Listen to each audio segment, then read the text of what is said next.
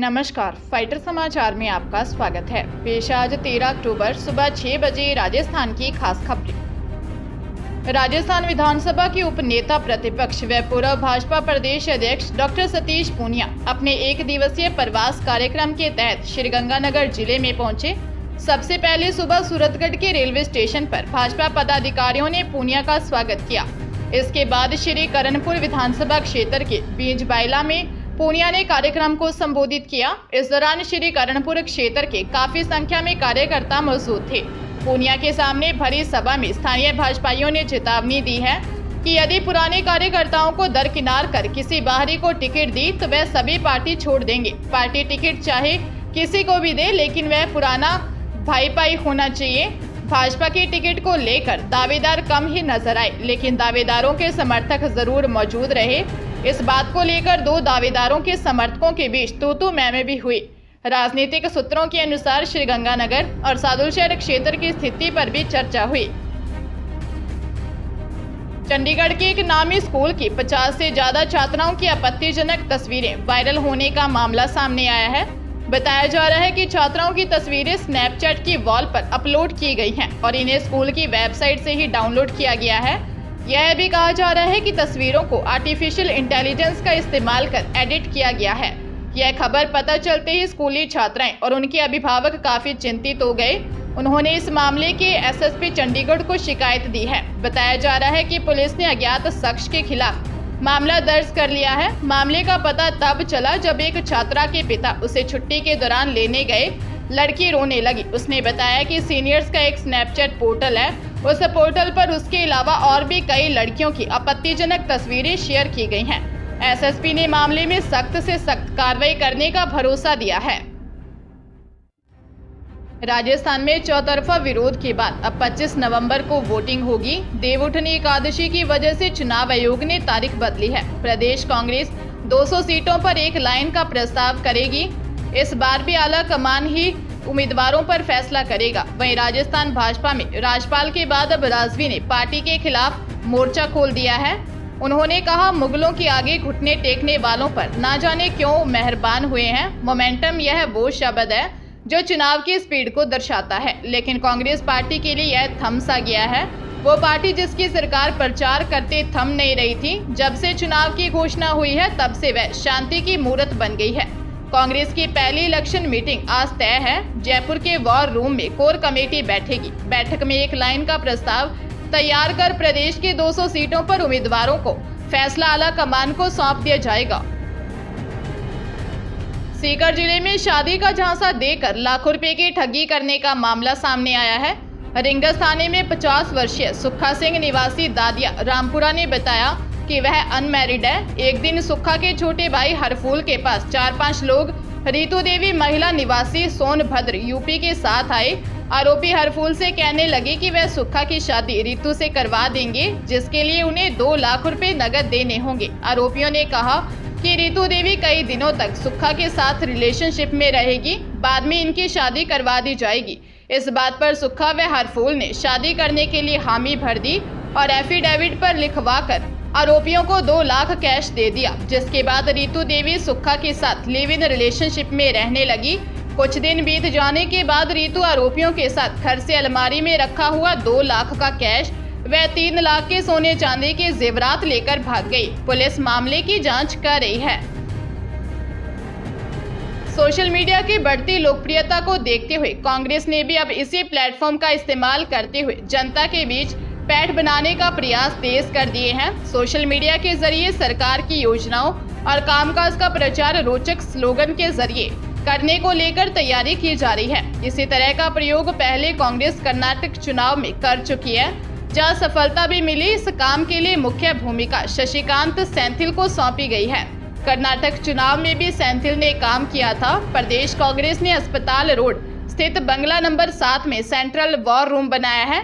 सभी आधुनिक सुविधाओं से युक्त इस वॉर रूम में 100 से ज्यादा लोगों की टीम दिन रात काम में जुटी है। इनमें कई प्रदेशों से विषय विशेषज्ञों को बुलाया गया है।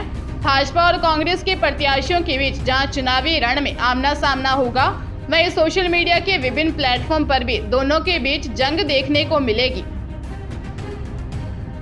राजस्थान के प्रतिभाशाली छात्र छात्राओं के लिए खुशखबर है। ऐसे छात्र छात्राओं को ढूंढकर हर माह 1250 रुपए दिए जाएंगे। इसके लिए परीक्षा का आयोजन करवाया जाएगा।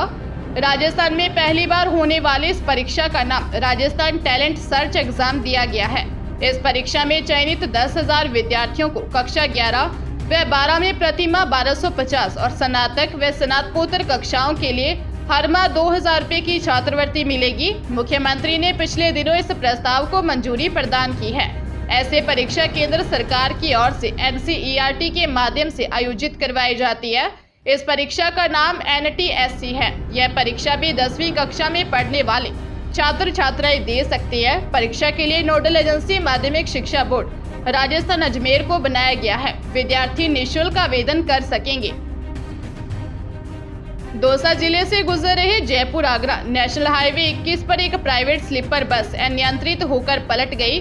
हादसा सिकंदरा थाना क्षेत्र में रेटा गांव के पास हुआ, जिसमें 1 दर्जन यात्री घायल हो गए, जिन्हें इलाज के लिए जिला अस्पताल में भर्ती करवाया गया है। सूचना पर पहुंची सिकंदरा थाना पुलिस ने घायलों को अस्पताल पहुंचाया। हेड कांस्टेबल मायाराम ने बताया कि प्राइवेट स्लीपर बस यूपी के फर्रुखाबाद से जयपुर जा रही थी। इस दौरान रेटा गांव के पास नेशनल हाईवे पर दूसरे वाहन को ओवरटेक करते वक्त बस अनियंत्रित होकर पुलिया के पास करीब 20 फीट नीचे पलट गई। बस के ग्लास तोड़कर जैसे तैसे यात्री बाहर निकले तो वहां मौजूद लोगों ने घायलों को संभाला। कुछ देर बाद पुलिस व एम्बुलेंस भी मौके पर पहुंच गई।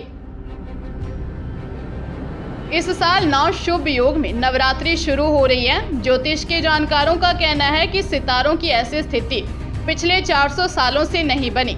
इस बार नवरात्रि का हर दिन शुभ रहेगा। इन दिनों में प्रॉपर्टी खरीदने से लेकर नया बिजनेस शुरू करने तक हर मुहूर्त रहेगा। इन दिनों में सिर्फ पूजा पाठ ही नहीं होती, नई शुरुआत और खरीदारी के लिए भी ये दिन बहुत शुभ होते हैं। 15 अक्टूबर से शुरू होने वाली नवरात्रि अखंड रहेगी, यानी अंग्रेजी तारीख और तिथियों का ठीक तालमेल होने से एक भी तिथि कम नहीं होगी। इस तरह पूरे 9 दिनों का शक्ति पर्व होना शुभ संयोग है। इस बार नवरात्रि की शुरुआत रविवार को होने से देवी हाथी पर सवार होकर आएंगी। इस तरह देवी का आगमन कष्टों से मुक्ति का संकेत दे रहा है। ये सुख समृद्धि का प्रतीक है। इस तरह 23 अक्टूबर तक हर तरह की खरीदारी, रियल एस्टेट में निवेश और नए कामों की शुरुआत के लिए 9 दिन बहुत शुभ होंगे। विधानसभा चुनाव तारीख की घोषणा के बाद पुलिस प्रशासन पूरी तरह सक्रिय हो गया है। इसी तहत बीकानेर जिले की महाजन पुलिस ने बड़ी कार्रवाई को अंजाम देते हुए एक कार से 15 लाख रुपए की नकदी बरामद की है। यह कार्रवाई अर्जनसर चेक पोस्ट पर की गई। दरअसल आचार संहिता की पालना में जिले की सीमा पर अर्जनसर व जैतपुर में 24 घंटे नाकाबंदी चल रही है। पुलिस हर एक आने जाने वाले वाहन की चेकिंग कर रही है। इसी दौरान आई एक कार की चेकिंग की तो उसमें 15 लाख रुपए की नकदी मिली। चालक द्वारा कोई संतोषजनक जवाब नहीं देने पर नकदी और कार को जब्त किया गया है। मामले की जांच की जा रही है। राज्य में कांग्रेस के लिए पिछले चुनाव तक अजेय रही 40 सीटों पर भाजपा की ओर से उम्मीदवार उतारे जाने के बाद कांग्रेस पार्टी भी तैयारी में जुट गई है। कांग्रेस 40 सीटों में से अब भी 12 सीटों को जीत के लिए सुरक्षित मान रही है, लेकिन 28 सीटों पर मुकाबला मानते हुए रणनीति बदली है। बताया जा रहा है कि एक दिन पहले कांग्रेस नेताओं की दिल्ली में हुई बैठकों में भी इन सीटों को लेकर मंथन हुआ है। भाजपा ने पहली सूची में 41 उम्मीदवार उतारे हैं, लेकिन इनमें से 40 सीटों भाजपा की हारी हुई हैं। एक विद्याधर नगर सीट पर भाजपा का ही दबदबा रहा है।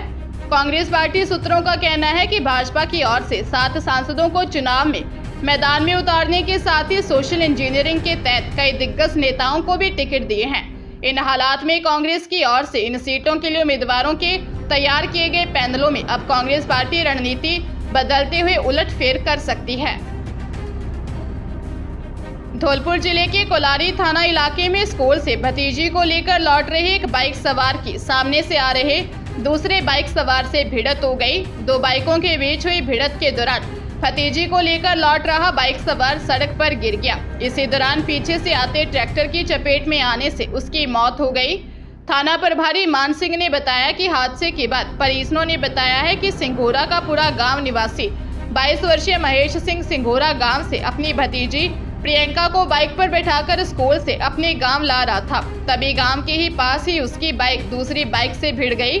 इसी दौरान पीछे से आते एक अनियंत्रित ट्रैक्टर की चपेट में आने से युवक की मौत हो गई। पुलिस मौके से फरार ट्रैक्टर की तलाश में जुट गई है।